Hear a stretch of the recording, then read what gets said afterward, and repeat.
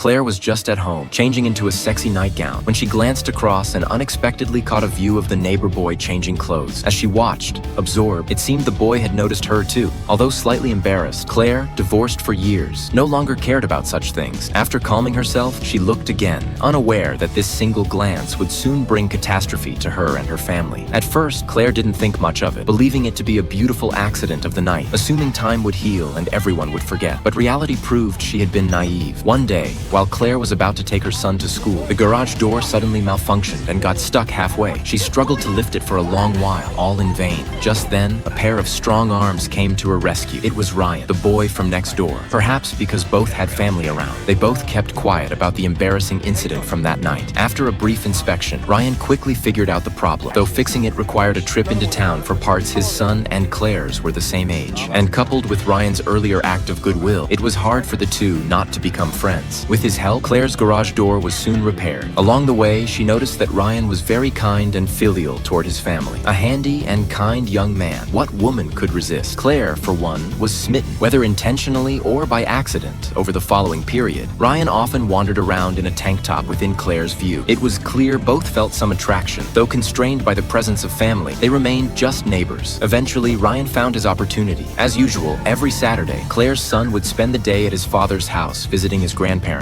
leaving Claire alone at home. Sensing this, Ryan took action that evening. Claiming he couldn't cook, he invited Claire over, smoothly persuading her to stay for dinner and a little wine. Under the influence of alcohol, Ryan let loose, his words filled with desire, praising Claire's looks and her figure. Startled, Claire grabbed her clothes to leave, but Ryan had no intention of letting her go. What happened next was brutal, and for now, we'll skip to the main point. The next morning, Claire woke up in shock, realizing she had made a huge mistake. Setting aside other factors, the age difference alone meant there could be no future between them. Hearing this, Ryan was humiliated and enraged, pounding the doorframe in frustration. Still, Claire held her ground, calmly explaining that they both had their own lives, were incompatible in many ways, and that what happened the previous night should be seen as a single accident, something to be forgotten as soon as possible. Being a teacher, Claire's reasoning quickly calmed Ryan down. She thought the absurd incident was over, but when her ex-husband returned with their son and Claire prepared dinner for them, Ryan suddenly showed up at her house. Claire's mind went blank. To mask her unease, she tried to act as naturally as possible. Luckily, Ryan was reasonable enough not to bring up their previous encounter, chatting casually before heading outside to play with the son. Great, right?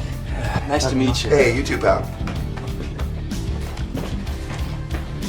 That evening, Claire's ex-husband, hoping to rebuild some family stability for their child, tried to reconcile. Not wanting her son to feel incomplete or ostracized at school, Claire did not refuse unbeknownst to her. Ryan had overheard their conversation. Determined to fully possess Claire, he decided it was time to take extreme measures.